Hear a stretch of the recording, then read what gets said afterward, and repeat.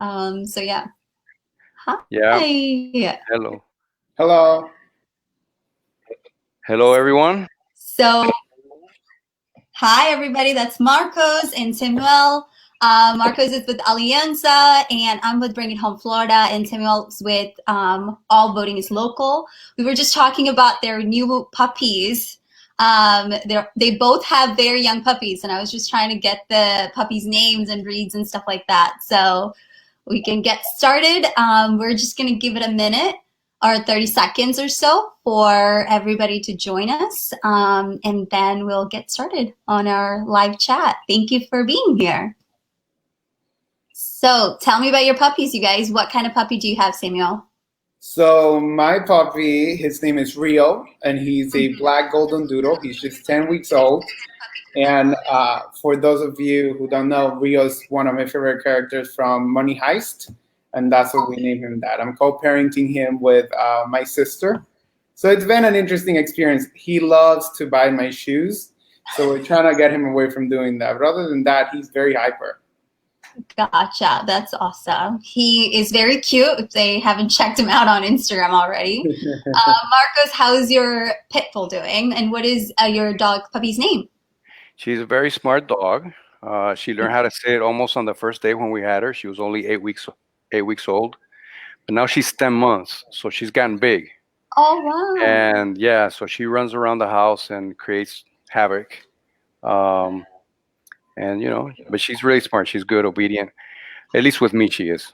Oh, that sounds good. What's her name, Marcos? Her name is Roxy. Roxy. Okay. That's awesome. Should we get started? Sure. Let's do it. Alrighty. Hi, everyone. My name is Sana Singhi. I'm with Bring It Home Florida, and I'll be your moderator today. We're going to be discussing about the upcoming elections in Central Florida, what's at stake, what it means for Latino voters and candidates. In March, we had the presidential primaries where we saw former VP Biden win the state of Florida with a pretty comfortable margin. A few weeks later, his last competitor, Senator Sanders, pulled out of the race, which led to Vice President Biden securing the Democratic nomination, and he will be running against the Republican President Trump. So, amongst all of this, we do have another very important primary happening in August. On August 18th, Florida voters have a very big responsibility to vote on partisan and nonpartisan races in Central Florida area and everywhere else in the state of Florida. This primary will decide local races from county commissioners to school board to Florida state levels to congressional level. To vote in these primaries, you must be registered as a Democrat or Republican in order to participate in the Democrat primary or the Republican primary. However, if you are a nonpartisan or independent, you can still vote on August 18th for the nonpartisan races. So we really want you to stay engaged. And today we'll be discussing the following races from soil and water commissioners to school board to county commissioners, sheriffs, county clerks, tax collectors, state representatives, state senates, Congress, you name it, we're going to talk about it here today. To walk us through these elections one by one, we have two amazing and knowledgeable speakers, Marcos Villar and Samuel Vilche. Did I pronounce it correctly? Yeah. Okay, good. So thank you so much for being here. And I'm going to get started with Marcos. Marcos, tell us about the Soil and Water Commissioner. Are there any Latinos running this year? And what does it look like right now?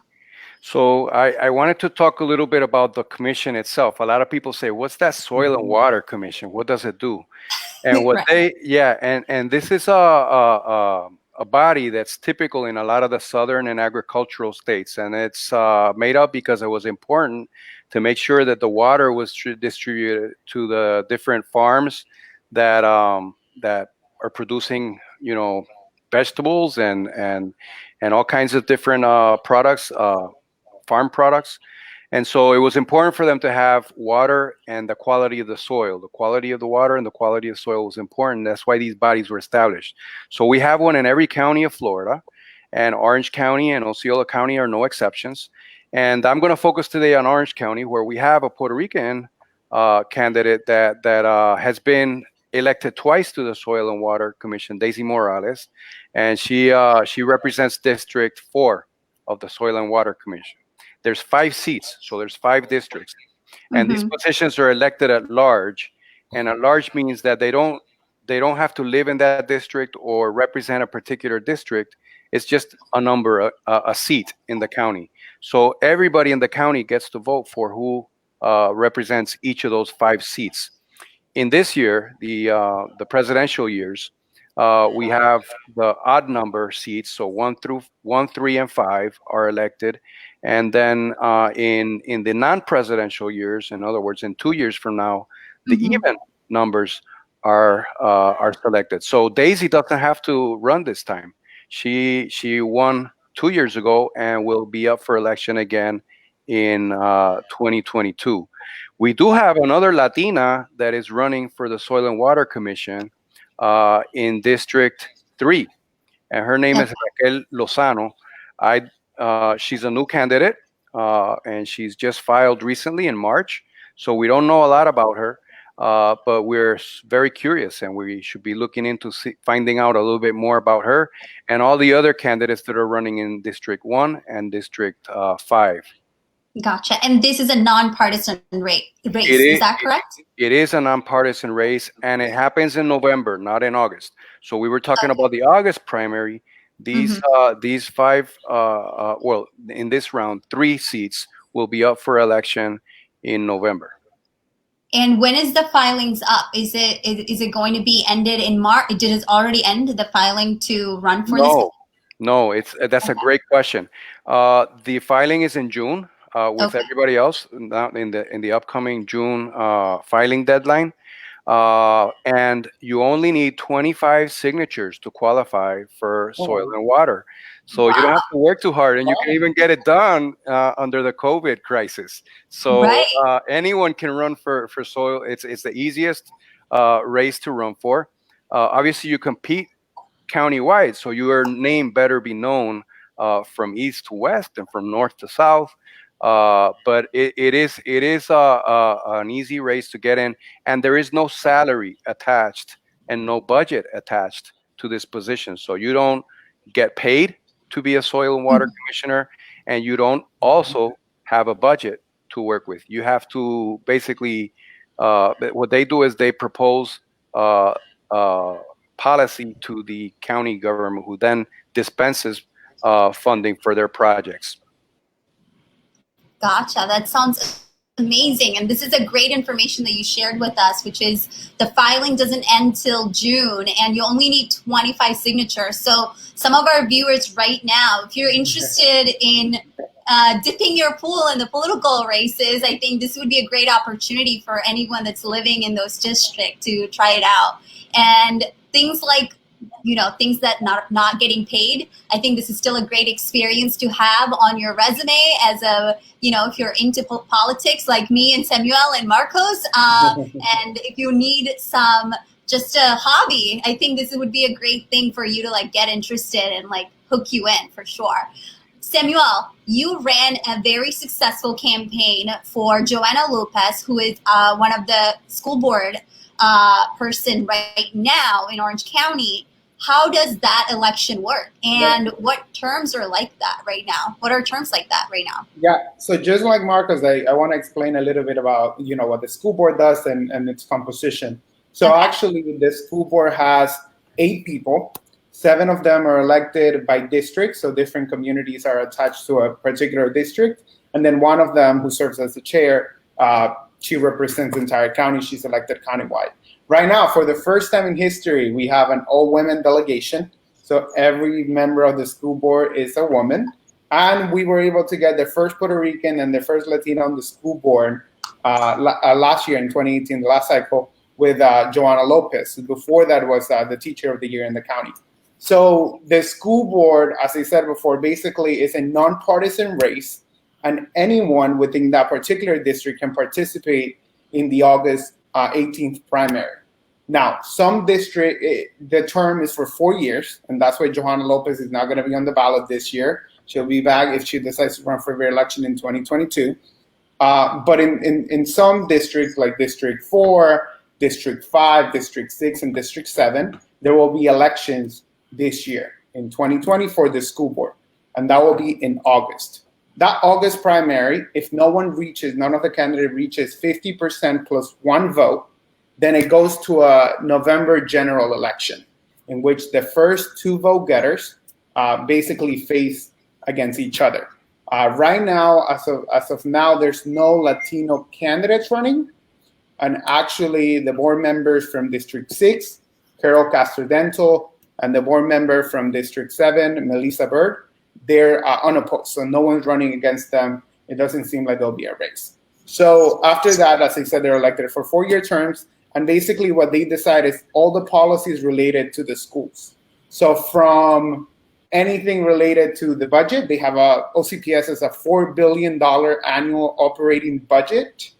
It's the 8th largest district in the country, school district. To disciplinary action, so like if a student gets suspended, what happens to them, even to allocation of money per school.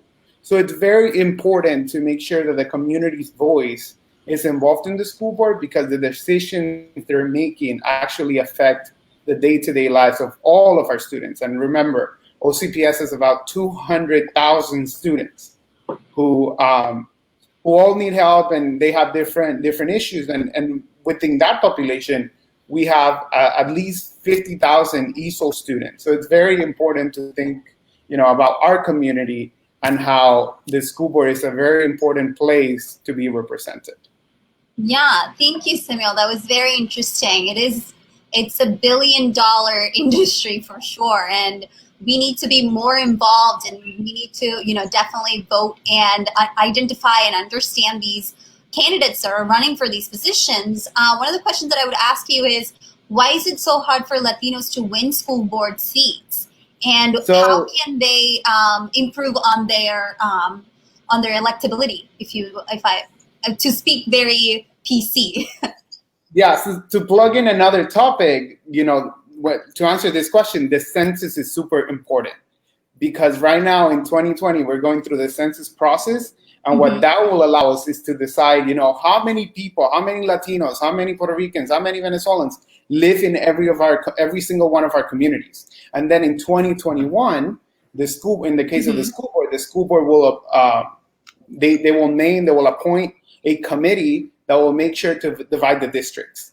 When the redistricting was done in 2010, what that redistricting committee actually ended up doing is that they separated the Latino communities among different districts. So instead of creating a majority Latino district, they created districts with 30% Latino support, in which in a low turnout primary becomes a little bit harder to get a Latino elected. And in fact, many Latinos had actually tried to get elected before Johanna got elected. So we have the case of Jackie Centeno, who ran in District 1. We have the case of Julio Rocha, who ran in District 3. And then Johanna came and she ran in District 2. And what we were able to understand through Johanna is that the road for a Latino to make it to the school board is one of creating a multi-ethnic, multi-nationality, and multi-racial coalition of support that could actually allow you to have cross-based appeal and bring in people to that. Now, with more Latinos, what that means, if people go ahead and do their census, is that we're actually going to be able to have more representation, and our community will have a better say of how OCPS spends those $4 billion. Right. And that's a good point. So it's not the electability that's the issue. It is more the gerrymandering that happened. That's the issue that's blocking Latinos from winning these races. That's so good to know. And one of the ways voters right now can make that change is participating in the census and filling out the census. As long as you live in the United States, you should be filling out the census. So make sure, that's a little census plug right here. So make sure you fill out your census. Thank you, Samuel. Marcus, I want to go back to you, and I want to talk about other county positions. I know there are tons and tons county position that's happening right now for sheriffs, county clerks, comptroller, tax collectors, SOEs. And do Latinos have a chance to win these races? Are they even even on the ballot right now? Who has filled out anything on these races, and who should we look out for?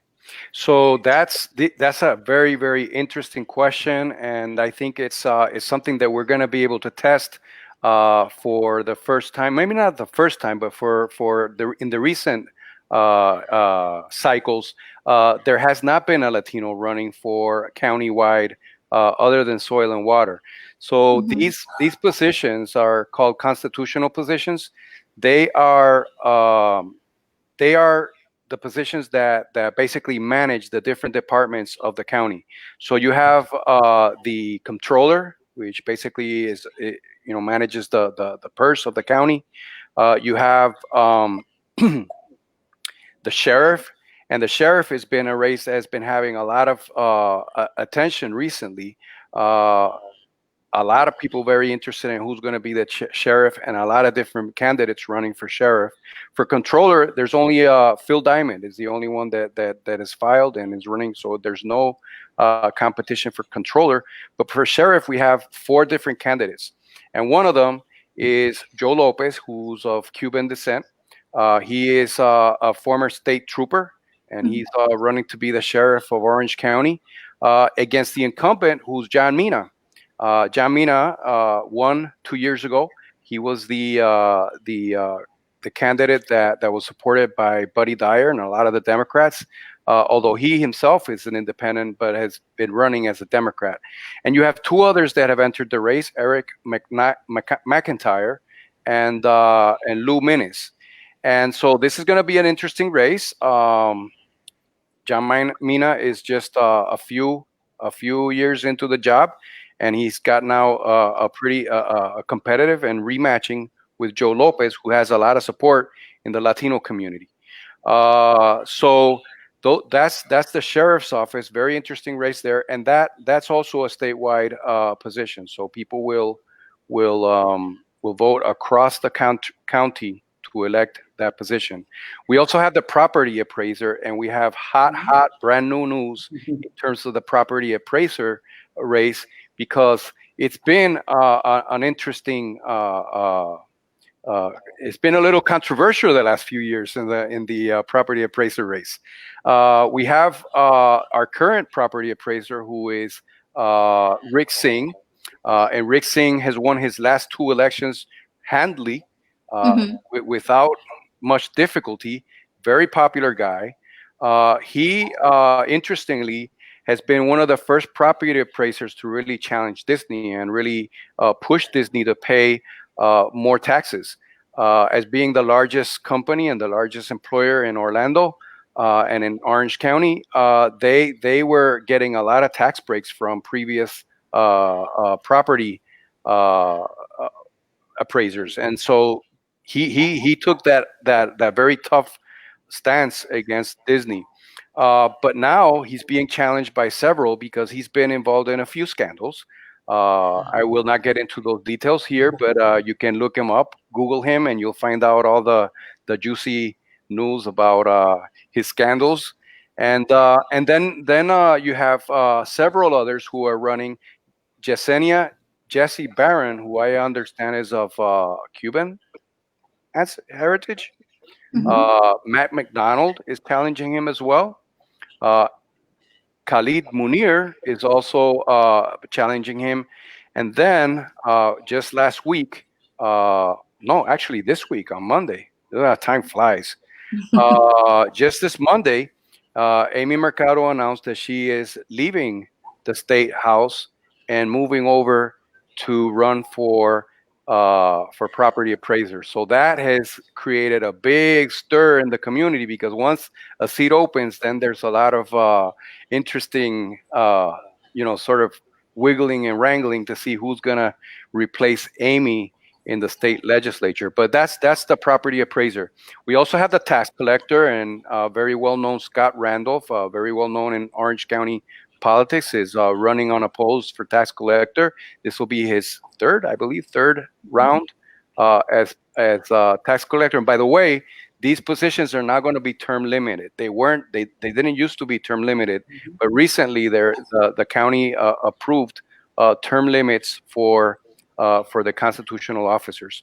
And then there's the supervisor of elections, which Bill Cowles has been in that position for the longest, as long as I can remember.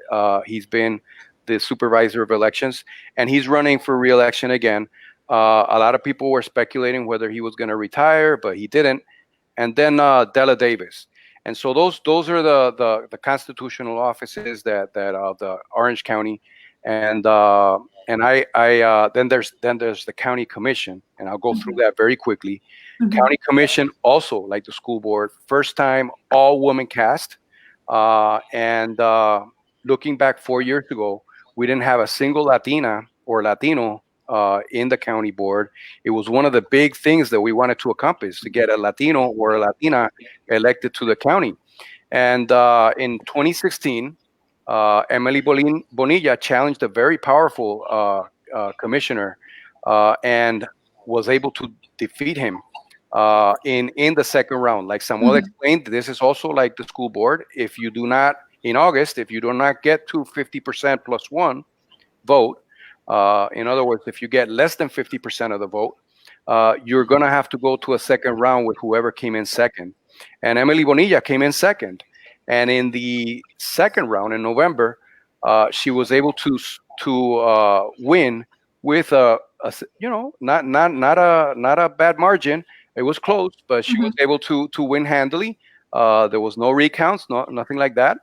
And she made history by being the first Puerto Rican Democrat elected to the county commission. And 2 years later, we have two other Latinas who run, Maribel Gomez Cordero for District 4 and Mayra Uribe for District 3. And you would say, well, why odd and even numbers? Didn't you just say that the even numbers run in one year, in one cycle, and the odd in the other? Well, what happened was that her opponent, or actually the person that was holding that seat, his name is Pete Clark. Pete Clark was running for mayor, so he had to step down from being commissioner in District 3, and so that left District 3 open. So we had elections last cycle for District 2, District 4, District 3, and District 6. And also for mayor. So we had almost like a revolution, if you would, a political revolution, sort of to coin a term that has already been coined. But we had a political revolution in Orange County, and we had 3 Latinas, something that was unthinkable, and an all-women cast in the county commission. So and that's now, great achievement. So. How did we end up with so many Latinos in the county commission? Like, I know they're very qualified and they're amazing, orators as well as, community members. But what else does it take to win a county commission seat right now? So there's obviously these women had very strong personalities and very strong stories and very strong will to win. And they were able to build coalitions, like Samuel said, of people, particularly Emily Bonilla. Emily Bonilla is in a district that's not majority Latino. Mayra Uribe and Maribel Gomez Cordero both have districts that have significant Latino populations. Enough Latinos that if they all come out and vote, it'd be hard to defeat them. But District 5, which is Emily Bonilla's district, is not heavily Latino. It's got less Latinos, and so she had to build a coalition that was very broad and would then propel her to win. And I think that she had some folks that were really concerned with development and urbanization in the east part of Orange County where she lives. It's an area that's more rural, and people have farms, and they don't want to see a development in their neighborhoods. They like the country. country aspect of their, and that's why they moved and lived there. And so she was able to rally them, and then also the Latinos in the district, I think, felt that it was time to have a Latina in office, and she did a pretty good job of really bringing people together and also leveraging the anger against the incumbent, who had just been really pretty sold out really much to the developers, and really was not keeping the people's interest in mind. Gotcha. It sounds like. Go ahead. If I may say something, now that we're talking about the commission, I think also if we look at Maribel Gomez Corderos' race, it really proved two things. One thing, every vote counts. The fact that our community comes out really counts, because she was only able to win by 70 votes. And the second thing, like a lot of people often use, money and people and all of these things for political purposes. And she actually got outspent. I think it was something like 195-1, the ratio at why she got outspent. But she had very deep roots in the community. She had ran before for the seat. So people knew her, and you see what she was able to do, because now that we have her in the position, it is one of the reasons why the county has moved to provide the COVID-related information in Spanish. So that's to say, when our community shows up, it really makes a difference, especially in these local races. That's a great point. And I wanted to say also that this also demonstrate the work of other organizations in the community, like Alianza and the Respeta Mi Gente Coalition, which is about 15 organizations, which Samuel's organization and your organization are part of. And all of these organizations working together, putting resources together, fundraising for the candidates, and doing also independent campaigns for them made a huge difference, particularly in Maribel's case. And so that together with the fact that Joanna was running, and Joanna had an incredible team for school board. She had an incredible grassroots team led by Samuel Vilches himself. All of that added up and worked together to really bring out the Latino vote in a way that we hadn't seen to date. And so I think that's really encouraging, and it's something that we need to continue as a Latino community doing here in Central Florida, is really developing that leadership, getting people involved, educating people about voting like we're doing today, different parts and the different, and that it's not just about election day, it's about a continuous participation year long, day after day, and finally bringing excitement. And I want to also mention all of the organizations like Boricua Vota and others who really do a great job of dialing up the excitement of going out to vote by doing caravans and events and getting on the radio and doing all of the things that we love to do on social media to really hype people up to go out and vote. Yeah, and to both of your point, it's all about bringing people together, right? And it's about people sticking together and coming out for your community and letting your voice heard at the end of the day. So for the people that are watching, please get up and vote on August 18th. If you are not registered, the link right below will let you register right now, and register for a party if you want to participate in the party primaries, because you have to be registered to participate in a primary. So don't forget that. With all the people, all the coalition that we have built so far, Marcos, and the population increase within the Latino community in the past few years, what are the chances for 2020 look like for some of the candidates that are running, and what can we talk about? Can we predict a countywide win for Latinos in 2020? Well, I think that we have an interesting scenario, and only time will tell. Okay. There's some very interesting, and I think we'll get to it in the next session when we talk about the House races. There's some very interesting scenarios there that could really energize people to come out and vote, especially when there's competition and there's people who are all trying to fill a seat that the community feels is important. That's going to drive turnout, and that's actually a great thing. I want to so I think that how does it look for the future? I think it looks really bright. Okay. I think we have one of the things that I've noticed in the last 2 cycles is the number of young people joining the political process, and that is really exciting because I'm in my 50s, And I You remember. look like you're in your 30s, Marcos. Don't lie to us. Oh yeah. We can Thank see you. it. I'm in He my has he has a lot of hair. yeah. I'm not bald, but you know, I remember 4 years ago, I was the youngest guy in most of the rooms when we were talking about politics here in Orlando.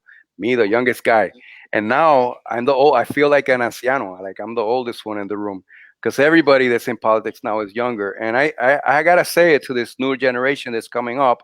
It's exciting. I think it was about time that it happened, and at Alianza we pride ourselves in really making those opportunities available for our next generation that's coming up. And I think that in order for us to really grow as a community and be able to have representation, that's really, really important. But it's not all about the Latinos. And I want to stress this because we also have in Orange County the first African American mayor of Orange County, Jerry Demings, and that is amazing. And we'll talk a little bit later about the congressional races, but we had our Congresswoman Val Demings, his wife, Congresswoman Val Demings, who was one of the attorneys in the impeachment of Donald Trump and got a lot of national attention. Did an incredible job. She was on the mark. So proud of the work that Val Demings did in Congress with the impeachment, and then you see that she's rumored perhaps to be one of the choices that Biden may pick for vice president. So that really speaks a lot about how all of our communities in Orlando are growing, how all of us are making steps forward. But there's never a finish line. You get to a certain point, there's always another place that we need to reach, another goal that we need to achieve in politics, and that's what we want to keep on going, and that's what we want to keep on building. So we look forward to 2020 and everything that it might bring. Yeah, thank you, Marcos. But Samuel, what do you think? What are your prediction? Can we count on a countywide win for Latinos in 2020? We truly hope so, and I think Amy Mercado's decision to run for that seat is one that gives us the opportunity for our community to make their voice heard. In regards to that, though, when we look at the state of Florida as a whole and the Latino population in the state of Florida, what many people don't know is that Latinos really decide elections here. I mean, we have very moderate Latinos in one side in the South Florida, and then we have a really strong Puerto Rican and Latino community here in Central Florida.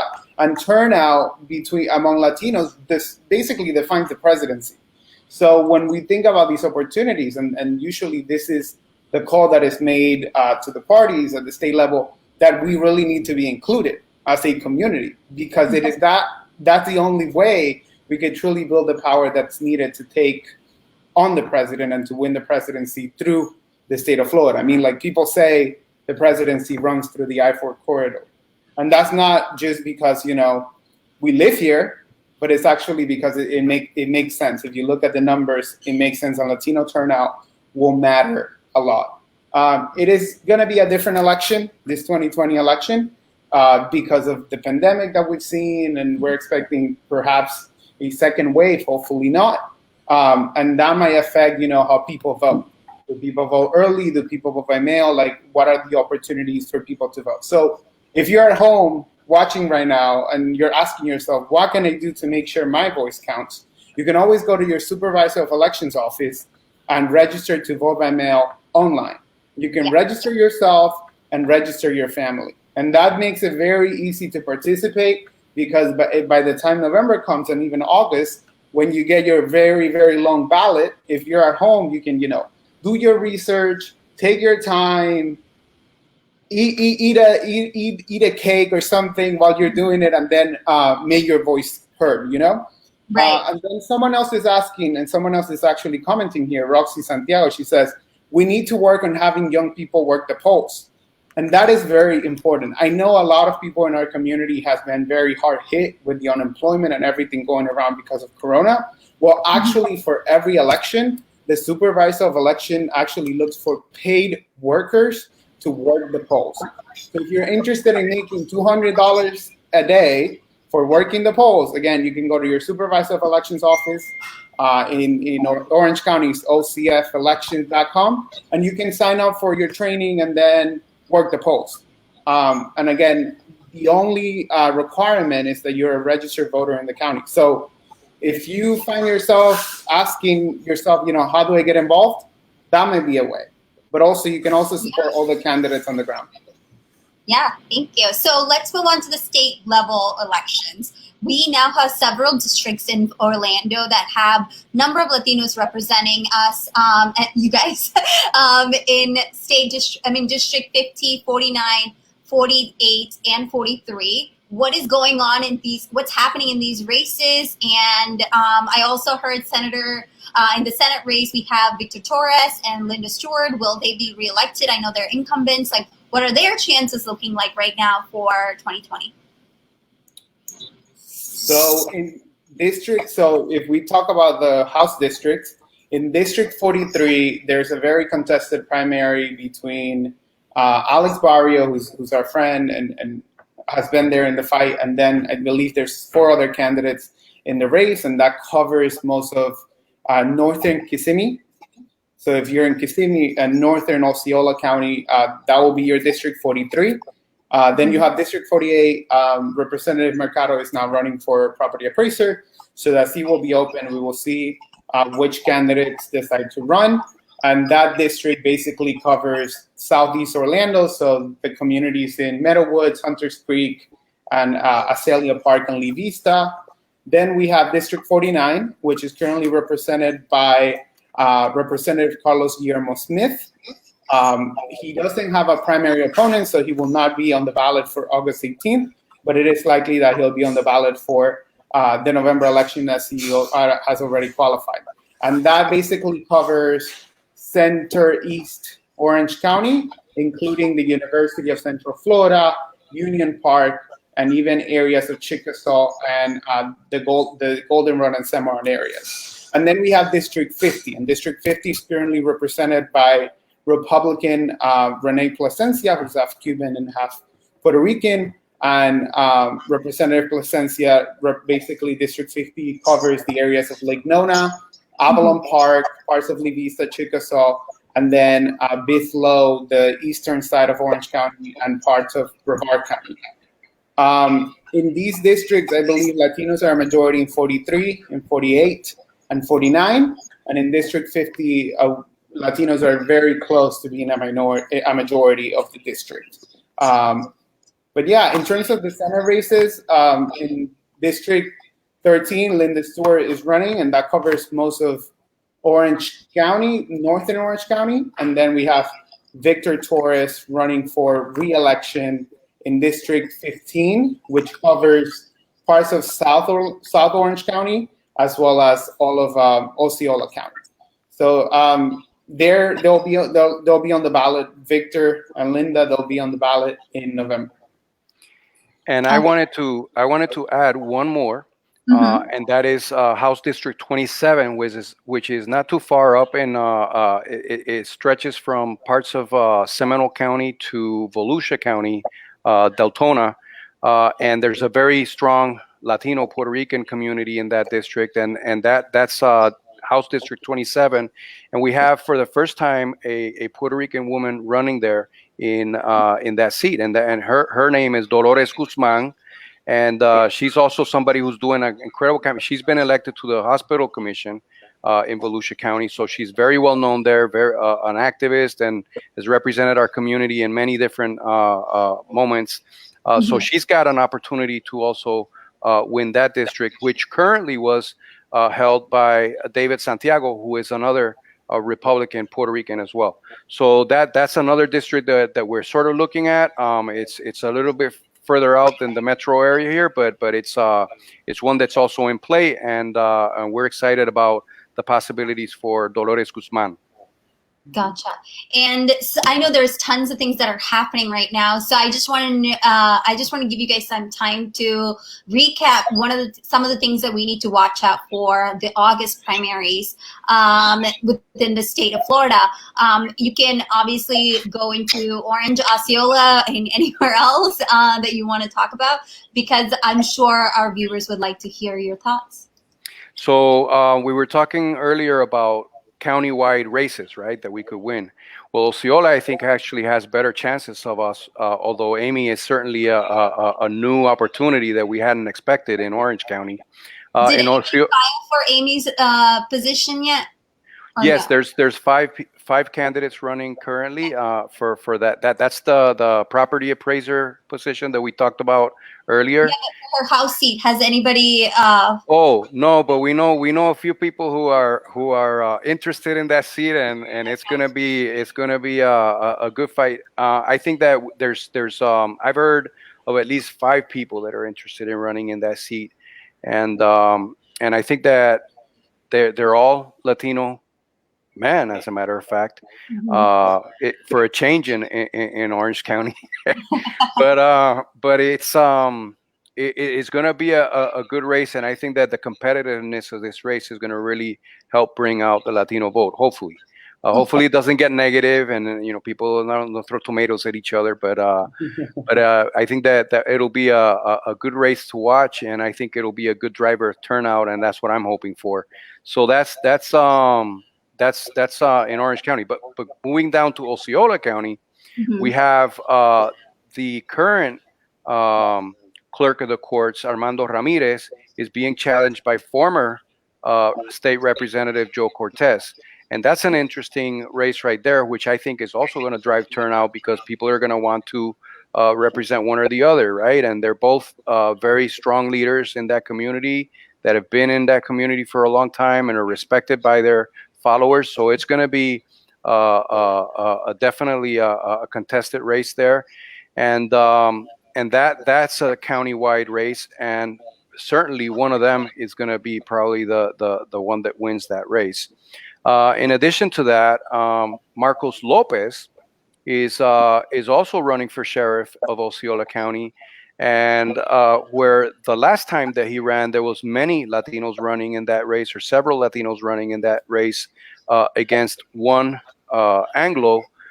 This time around, there's 2 Anglos and Marcos Lopez. So I think that the reverse effect of the Latino vote being split, it could be the result of this next race coming up. And so I think that puts Marcos Lopez in a really good position to come out ahead in the race for sheriff in Osceola County.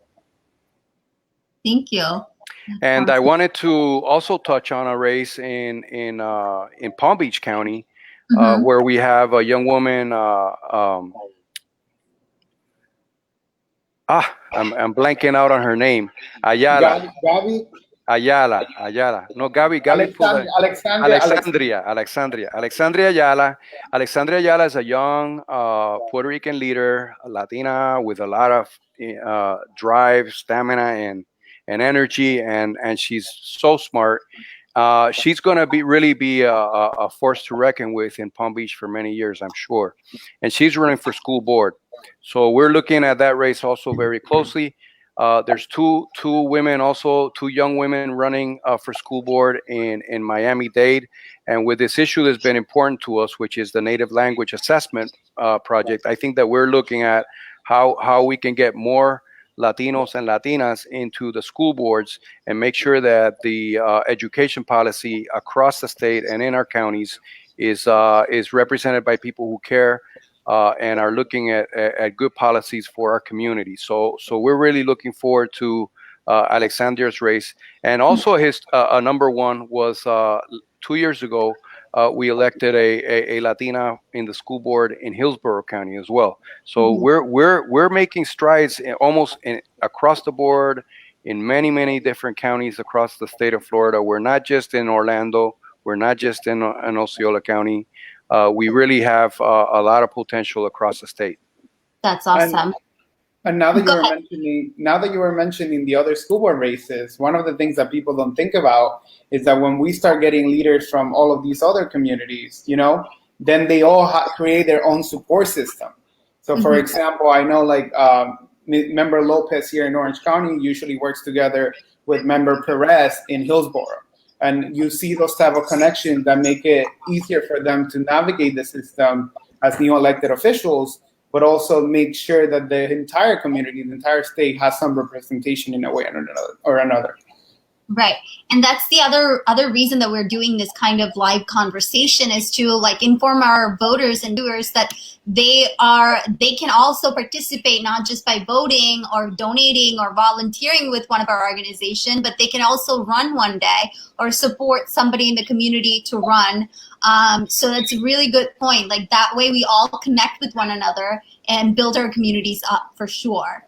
Thank you guys so much, both of you, for all of your questions. I mean, all of your answers, not your questions, but all of your brilliant answers. We're going to take some questions from the comments. So Christina is going to send them to me, I think, because I don't know how that part works. So yeah, hold on a second. So we have a comment from Sammy. Yeah. Okay, there you go. So who are the strong Democratic candidates who can run for Amy Marcado's House seat? Marcos, you want to take this away? Because I know you're very passionate about it. So I'll answer that question in this way.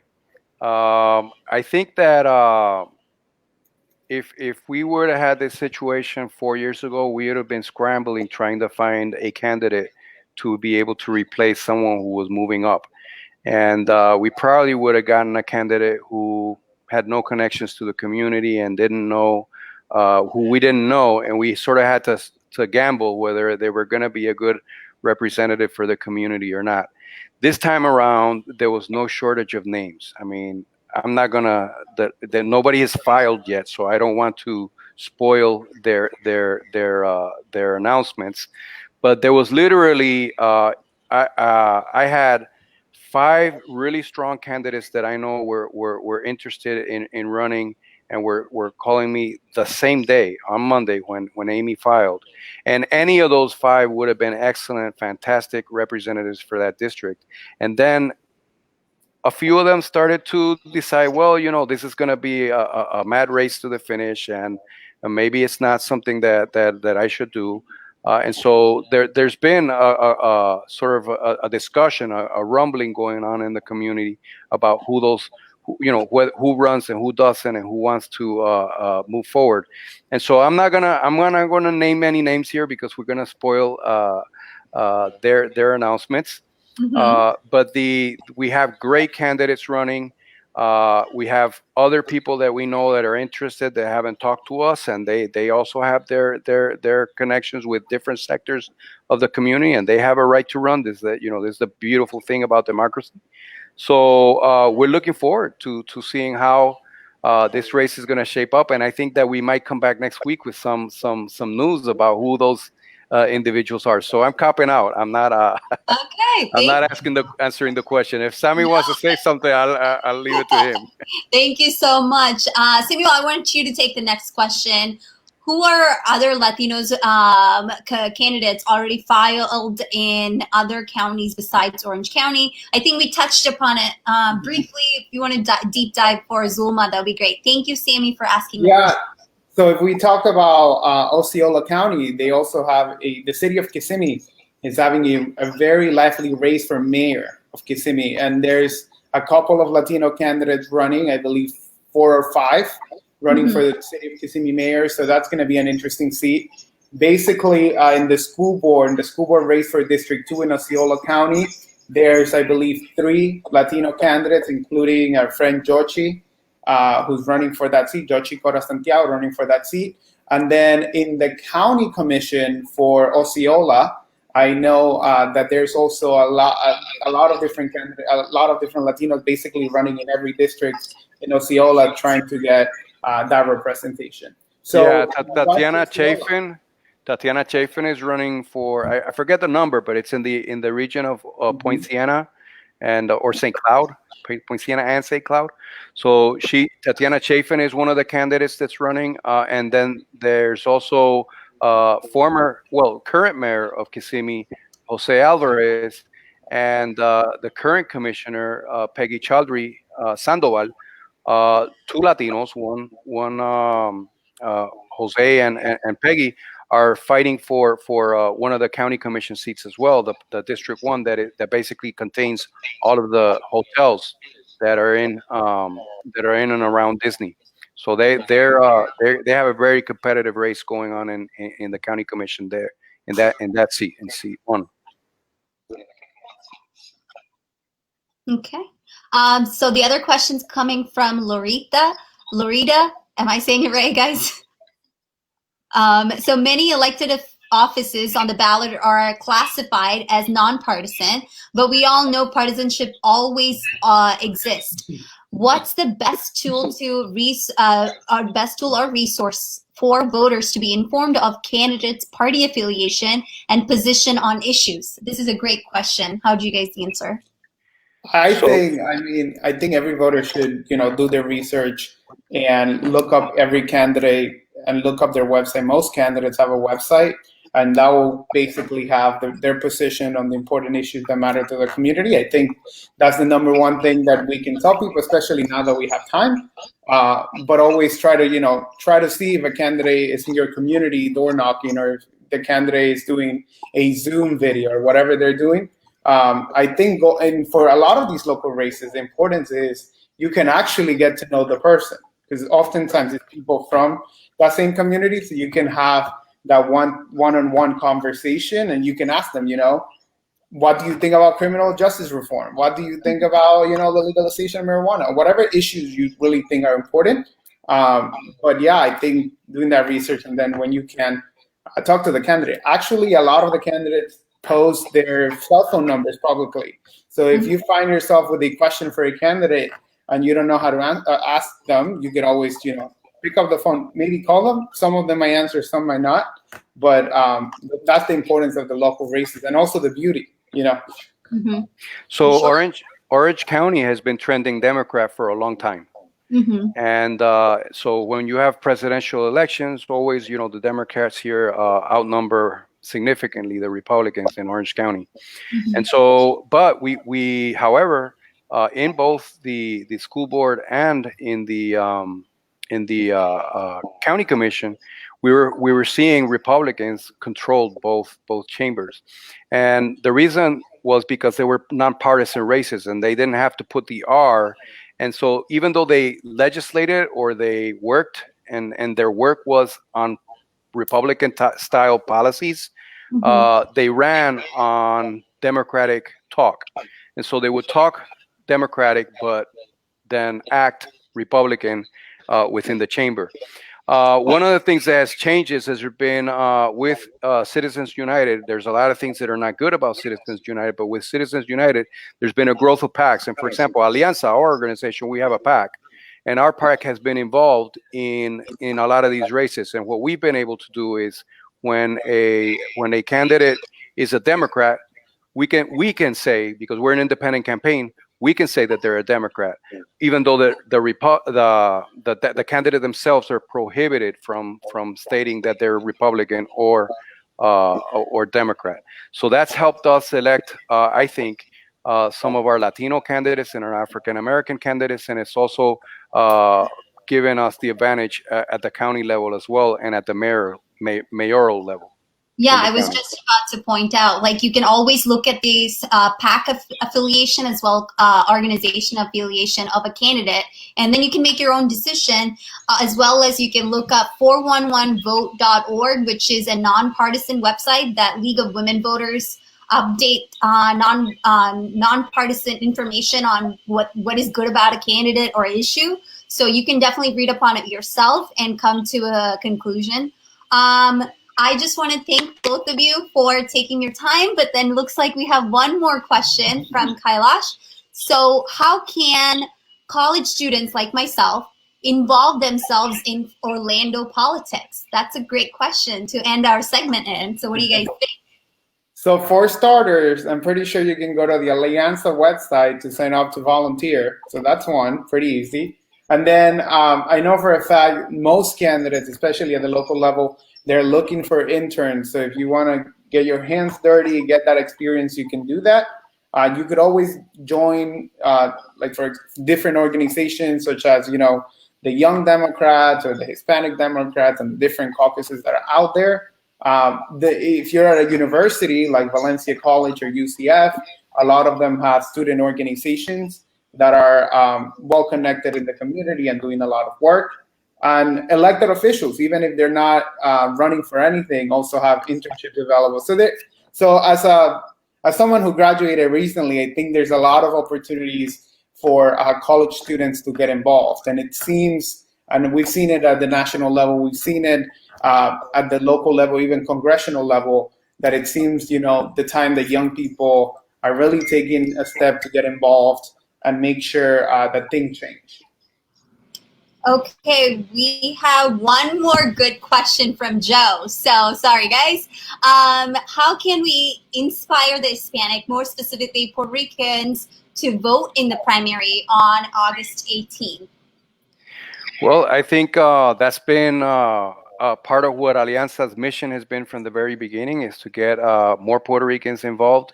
We go back and look at the last cycles, going back to 2014 to 2016 and then 2018, and we've seen a consistent. In fact, Sammy was working with us on doing an evaluation of the 2018 election, because there was a lot of talk that the Puerto Ricans didn't vote, or they didn't, or they voted for they didn't vote for the Democrats, that they voted for Rick Scott. But the truth is, in this analysis that we found, is that Puerto Ricans have consistently, the Puerto Rican share of the vote has consistently grown cycle to cycle by at least 3% in each cycle. In the last cycle, in 2018, it grew by almost 8%. And that's a huge jump of participation, particularly in an election year that is not a presidential year. So we are really encouraged by those trends, and we think that a lot of the work of organizations like Alianza, like Bring It Home, All Voting is Local, which are the three organizations that are on this webinar today, but also organizations like Mi Familia Vota and Hispanic Federation and Unidos US. All of these organizations have really done a fantastic job of registering new voters and really getting those voters out. And then also together building coalitions like the Respeta Mi Gente coalition and the Que Vote Mi Gente coalition, which really bring that voter education, voter engagement, and most of all, the voter excitement, getting people excited on a culturally relevant way. Listen, we have a place at the table too, and we're going to go for it. And that's what these organizations are doing. I want to thank, I'm so honored to be on the panel with Sana and with Samuel, who are part of this work. And I just see an incredible future for all of our communities here in Orange County. And we're I think, giving a lesson to the rest of the state of what diversity is all about. Yeah, I completely agree. And to that point, I want to thank you both for being here. And to remember to register to vote if you're not registered. And if you are registered, encourage your friends and family to vote and register. And again, remember the August 18th primary is partisan. Some of the things are going to be partisan. So if you want to participate in that, make sure you are registered Democrat or Republican. And if you don't still want to do that after hearing all of our talks, you can still vote on the nonpartisan issues and candidates. So please make sure to do that. Also, you can sign up on our website. It's going down there. And we will see you right here tomorrow for the similar conversations like this today, but in Spanish. So if you are a Spanish speaker or someone who speaks Spanish or knows someone, please spread the word so they can join us tomorrow right here at 5 p.m. Thank you, everybody. Bye. Thank you, Sana. Thank you so much. Bye. Thank you.